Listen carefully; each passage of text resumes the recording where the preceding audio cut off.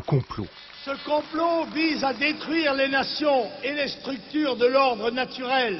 Il n'est peut-être pas mauvais que le grand maître du Grand Orient ait révélé publiquement le rôle que joue cette organisation secrète dans le complot d'esprit contre le Front National. La populace est venue incitée par la presse gauchiste et maçonne dressée contre nous. Cela les aurait obligés aussi à dévoiler le complot euromondialiste qui vise à dénationaliser la France. Ils pensent en termes de théorie du complot. Ils pensent que tout s'explique par le thème, le juif ou le judéo-maçon tire les ficelles. Bon.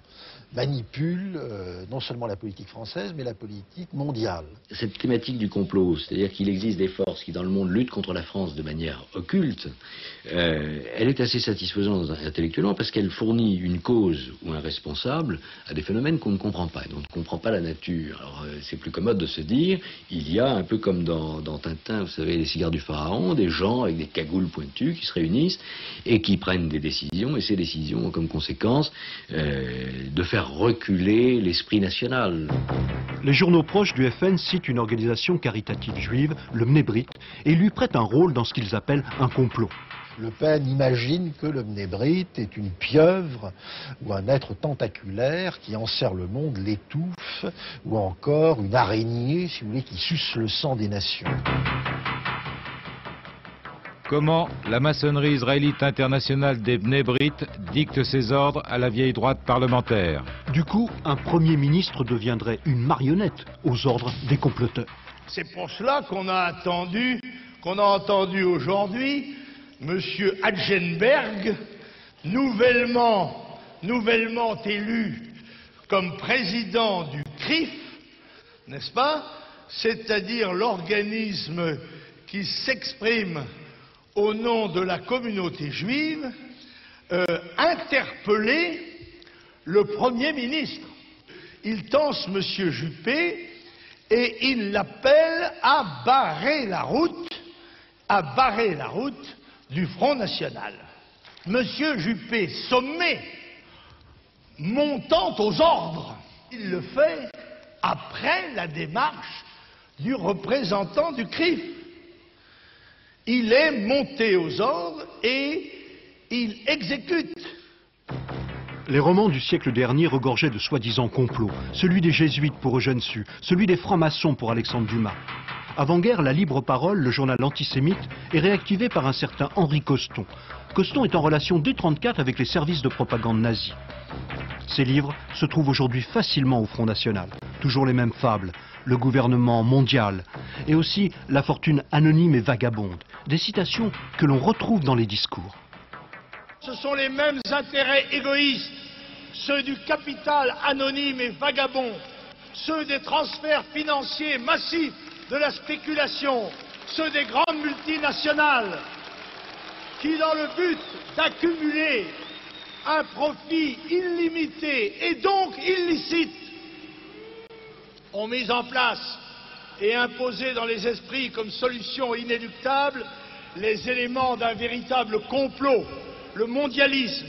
En fait, il s'agit pour une minorité anonyme et conquérante. Dans un rapport récent sur ce que l'on appelle la global governance, ou gouvernement mondial, la croyance d'un grand complot qui, quelque part, décide de l'échec français, et y compris d'ailleurs de manière très individuelle. Vous avez beaucoup de militants du Front National qui pensent être dans le collimateur de cellules qui siègent à New York ou à Tel Aviv et qui sont en train d'organiser leur échec personnel d'une manière tout à fait quotidienne et très efficace.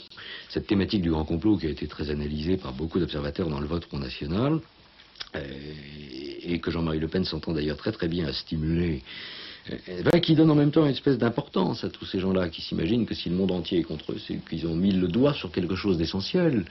Ils expliquent tous leurs malheurs par le complot.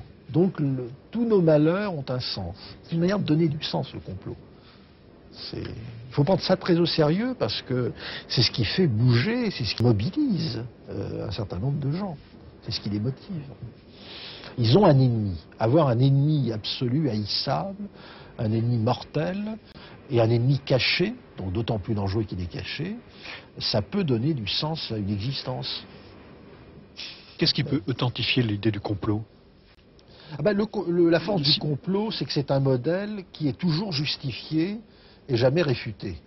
Donc, on peut toujours trouver des preuves du complot, aussi tordues soient-elles. Et lorsqu'on n'en trouve aucune, c'est qu'on peut toujours dire, c'est la preuve que les comploteurs sont extrêmement intelligents, puisqu'ils ont fait disparaître toutes les traces.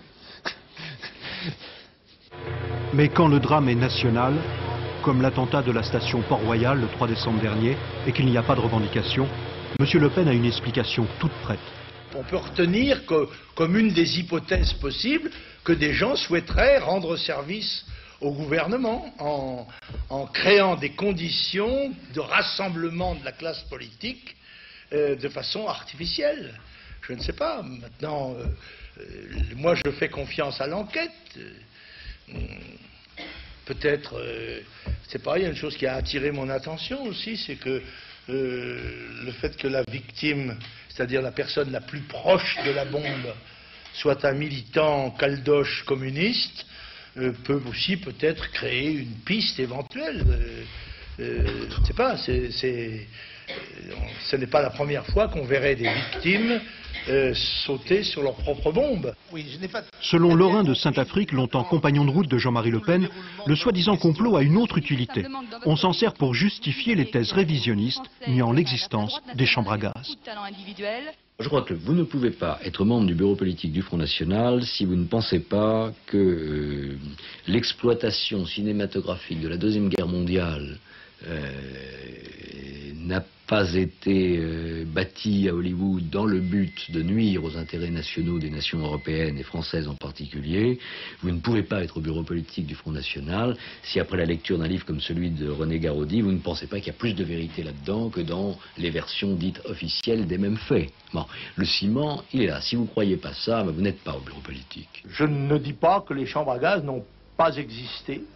Je n'ai pas pu moi-même en voir, je n'ai pas étudié spécialement la question, mais je crois que c'est un point de détail de l'histoire de la Deuxième Guerre mondiale.